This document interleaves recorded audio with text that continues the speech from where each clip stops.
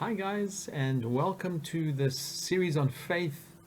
I hope you have been catching some of the previous messages, and I hope that you will continue to stay with us, subscribe, and I just pray that God will use some of these things on faith just to promote your faith, to get you excited. Today I'm on Hebrews 11 verse 8. It's faith that goes wherever you are called. It's just a faith that follows the voice of God. Abraham, who is one of the forefathers, he's probably the father of our faith. Verse 8 of Hebrews 11 says, by faith, Abraham obeyed when he was called to go out to a place he would later receive as an inheritance. And he went out without understanding where he was going. Isn't that amazing? Guys, have you ever been called by God? Has he ever called you somewhere? Has he called you to something? I think that we all seek from time to time to know, God, what is your plan for me? Where am I going? Where's my life going? Especially for those of us who are really passionate about the ministry of God, passionate about serving God, passionate about his church. Often the question comes, God, what should I be doing with my life? What is it that you want me to do, and where do you want me to do it? People in South Africa are often in this dilemma. Do I stay in South Africa with all that's going on, or do I leave? Do I go to some family members who have already taken the gap and they've left, or do I stay here? And these are things that really make us all think, and sometimes just lay up at night and worry. But the beautiful thing about Abraham is that he obeyed when he was called. You see, the voice of God comes as a call. Now, how do you hear the voice of God?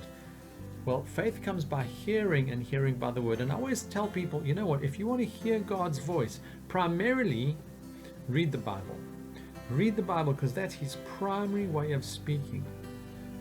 God has a way of just being able to speak to us. But when you read the Bible, don't just read it as like you're reading a novel. Read it carefully, read it expectantly, and read it waiting for God to speak to you, because that's what he wants to do. If you just read the Bible like you would read a novel or read the newspaper, and then you get to the end and you think, okay, well, that was nice, but God didn't speak to me, you haven't given him a chance. You haven't waited on him. God will speak when you pause, when you take time to think, and when you allow him to put meaning into the words that you're reading. So read slowly, read carefully, think about what you're reading. Why is it phrased like that? Why does God say that? Why does the word say that? And you'll be amazed at how God can speak to you. So he was called, and often this call comes to us where God says, listen, I've got an assignment for you. And he was called out of a place. And so when God calls us out of a place, we need to be sure. I always say to people, when they say, I think God's calling me here or there or to do X, Y, Z, I always say, well, you know what, that's great. But you know what, God is not a God of confusion. So if you think that is the case, press in, find out if that's really what he wants, because you need to be pretty sure in your mind that you are confident that's what God is saying and what he's calling you to.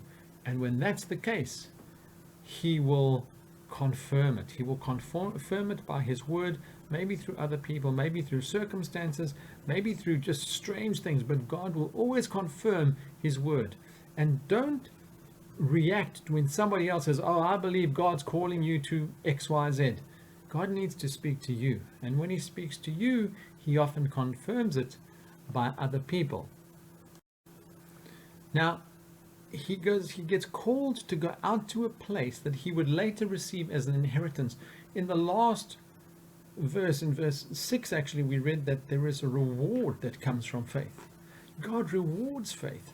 And Abraham was going to receive this inheritance. God had given him a promise, an amazing promise, that he was going to be the father of this nation, that his children and their children's children would be like the sand on the sandshore, like the stars in the sky, just abundant. Faith is an action. Faith is not a thought, it's not a feeling, it's not an idea. Faith is an action. And the word goes on to say he went out without understanding where he was going. You know, sometimes God gives us all the details, and sometimes he just gives us the vaguest details. But either way, our response is to go. When God says come, we need to go. I can tell you that from my experience, there are times when God gives you the details, there's times when he doesn't, there's times when you have understanding, and there are times when you don't. And in this case, Abraham had no understanding of where he was going. He just had faith. He had the obedience to get up and go. And sometimes that's what God is looking for. He's looking for big faith, which says, God, you called, I'm going, even though I don't really understand. There will be other times, and I think it's to do with how big our faith is. As you grow in the faith, God can take more of a risk with you and send you places where you may not even have the understanding, but he grows us. He grows us. The more that you prepare to go by faith, the more your faith will be strengthened. And as our faith is strengthened, we go from strength to strength, faith to faith, and our faith grows. And here the father of our faith, Abraham, shows the example of how he was called and he went to a place without even understanding where he was going. Wow, what an amazing example. I just love that. Let's all follow that amazing example, because I don't know about you, but I want to grow in faith. I want to be someone who is found to be following God in everything that he says.